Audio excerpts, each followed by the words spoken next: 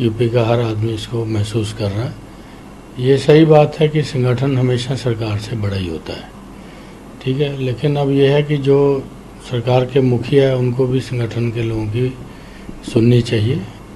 तो ये मतलब ये एक मतलब हर पार्टी के लिए है कि जो भी चाहे कोई भी पार्टी हो उस संगठन को सर्वोच्च रखना चाहिए उसको।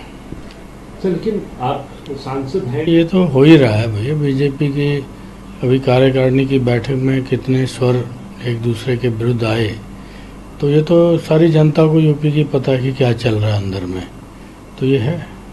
और इसका सर आप जो एक विपक्ष की पार्टी है वहां पर भी उनको लगता है, उनको उनके लिए एक ये आपको लगता है कि एक अच्छा समय है जहाँ पे आप अटैक कर सकते हैं? नहीं है, अच्छा समय है, क्योंकि हम इन चीज़ों को जनता के बीच में लेके भी जाएंगे और जनता खुद भी समझदार है।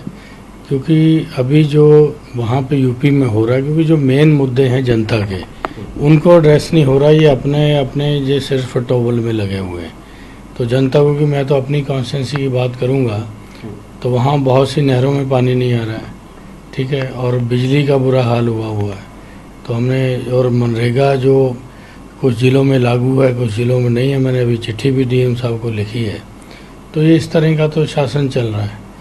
तो इसलिए मतलब ये है कि अच्छा शासन चलाने के लिए आपको जनता के ग्रीवेंसेस को एड्रेस करना पड़ेगा। नहीं, हम लोग तो जो जनता से जुड़े हुए इश्यूज़ हैं वही मतलब उठाएंगे, कि जनता को जो तकलीफ़ है तो उनको उठाएंगे। तो यही हमारा है। बाकी ऑल पार्टी मीटिंग्स में जो एजेंडेस के ऊपर मतलब चर्चा होगी, कुछ पे विपक्ष सहमत होगा, कुछ पे नहीं होगा, तो सरकार को विपक्ष की भी बात सुनना चाहिए। तो इन्हीं मुद्दों के ऊपर अगर नहीं सुनेगी तो हाउस में उठेंगे वो चीज़ें।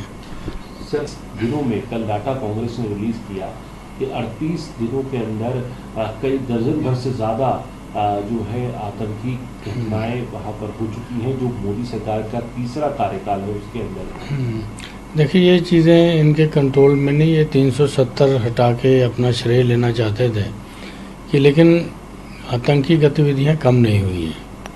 तो वो देखो आपके सामने है कि किस तरह से 5-5 नौजवान एक ही इनकाउंटर में मारे जा रहे हैं।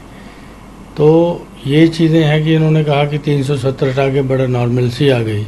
अब नॉर्मलसी का तो जम्मू में होने लग गया अटैक, जो पहले वैली के अंदर बोलते थे तो अब तो जम्मू के रीजन में होने लग गए।